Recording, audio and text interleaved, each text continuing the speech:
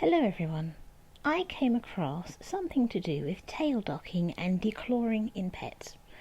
I learned something. Basically, when you declaw an animal, you are chopping off their fingers to the knuckle. Everything. The whole knuckle. Why? Because of your furniture? That's like saying, oh, there's a possibility that my child will bite his nails and get an infection. Well, off with his fingers. Maybe you think I exaggerate. Allow me to show you. Exhibit A. Exhibit B. Exhibit C. My dog doesn't have retractable claws. Even so, if you declaw him, you are chopping off his fingers to the knuckle. On that note, let's discuss tail docking and ear cropping. Why? Tail docking has its origin during hunting, as well as to stop tails from being caught in bushes when you're dealing with working dogs. Also, it's the same with dogs that were meant for fighting, as the tail is such a sensitive place. If the delicate part of the tail is removed, then when they fight, they've got little to no injury spots. That is also the same reasoning behind ear cropping, but, I personally disagree with it as a whole. Unless the dog has had its ears or tail run over by a car or damaged in some way that it's surgically necessary. However, in this day and age with lap dogs and tiny little dogs like Jack Russells that definitely aren't going hunting every single day non-stop, you don't need to chop their spine off. You don't need to mutilate their ears, and you certainly don't need to remove the knuckles for your convenience. There are those people who say that they think a dog looks cute with its ears cut off and its spine removed. Don't even get me started on that subject. We'll be here all day and possibly all night. Cute. Cute. Really? It's cute to chop someone's spine off. Really? Now, just to clarify, I'm not talking about those people who have a dog that already has a docked tail. My dog Jack had his tail docked, but if we had known that the breeder was going to do that, we would have said, please don't. Our breeder's excuse for what she did, the tail, not the ears luckily, was that she didn't like the way the tail looked. If anyone has seen a Jack Russell in England, you know that the tail curls. Because my breeder did not like the fact that the tail curled even though she was not keeping them, she docked them herself, and as the dog got older, you can actually see where she's done it. Here's a picture. She gladly told us that she did it with an elastic band, told us how she did it. She had no fears because she didn't like it. She wasn't keeping him, and as long as I live, I will never forget his entrance into our house. We had a slippery floor when we got in because it was lino. He literally got onto the floor, skidded, and landed flat on his face, yelping. I wonder if he would have had better balance if she'd left his spine. Also, going on with the humanising, she took his thumbs as well.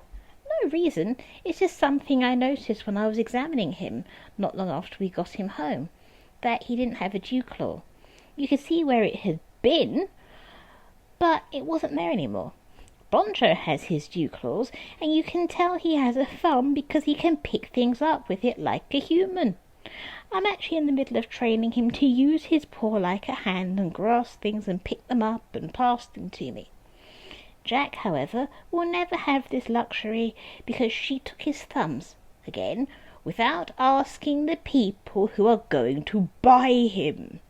Granted, I was not yet an adult at the time when we got Jack. I was quite young, so I couldn't really have had a say, but looking at him now, in his old age, with his arthritic back and his balance being off, I wonder if he'd had his thumbs and his spine, would he have been better?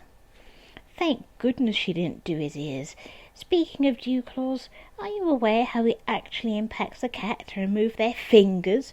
Because think about this, if you take their thumbs and their fingers away, because you don't want them to scratch you, or you don't want them to scratch your furniture, or you are just lazy and you don't bother to get yourself a scratch post, which, by the way, even my dog uses, and that's when I know he needs to have his nails cut.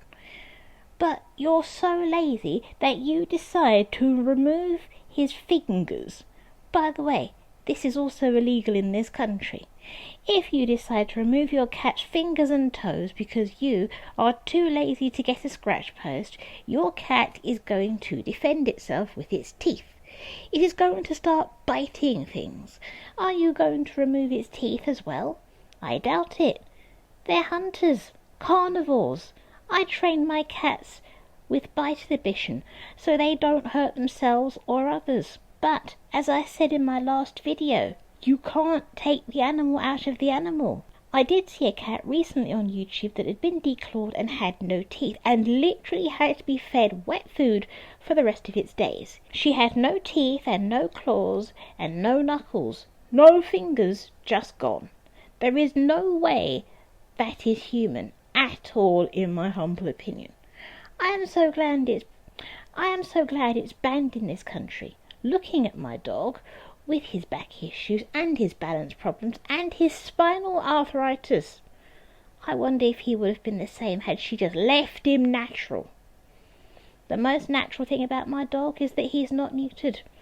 I don't think we could have taken anything else from him. In my humble opinion, this is pure cruelty. Not the neutering, by the way. I mean, we only seem to dock dogs' tails. We wouldn't do that to a cat. Imagine a cat that didn't have a tail. Oh yeah, they're called bobcats. The difference is, though, they are born that way. A bit like the Scottish fold. However, the Scottish fold is a deformity due to inbreeding. Not to say that they're not cute. They are really cute. They're very cute. But this is a deformity due to inbreeding. But that is not human-made in that sense. We don't breed cats purposefully to have ears fall down unnecessarily. I mean, they're not lop-eared bunnies.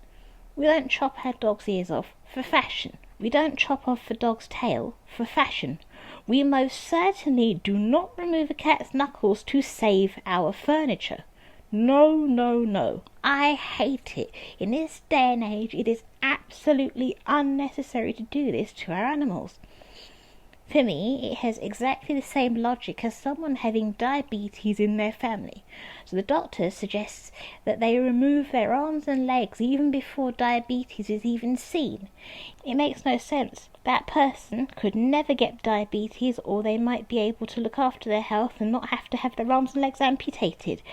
But you'll never know if you take them off before that happens. Sounds ridiculous, huh? Regarding my dog's tail, Jack is the same size and height as Bonjo.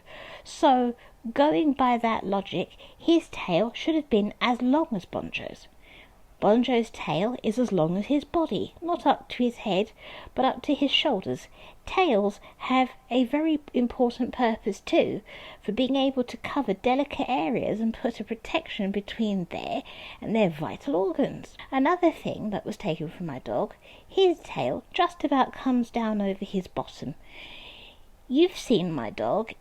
If you haven't, go back to my video about dog training.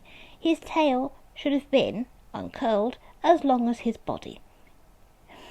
Anyway, before I lose my top completely, if you've made it this far and you sat there and let me rant for all this time, then you're handsome and you're beautiful and you, well, I'm speechless. I'll let you know next time I see you. Over to the pets. Hello all, this is Sylvie. If you liked what you saw, then subscribe for more. Hey everyone, my name's Bonjo. If you enjoyed yourself, then give it a thumbs up and share it with all your friends. Hi everybody, I'm Jack, and if you had fun, then comment down below and let my mum know what your opinion is.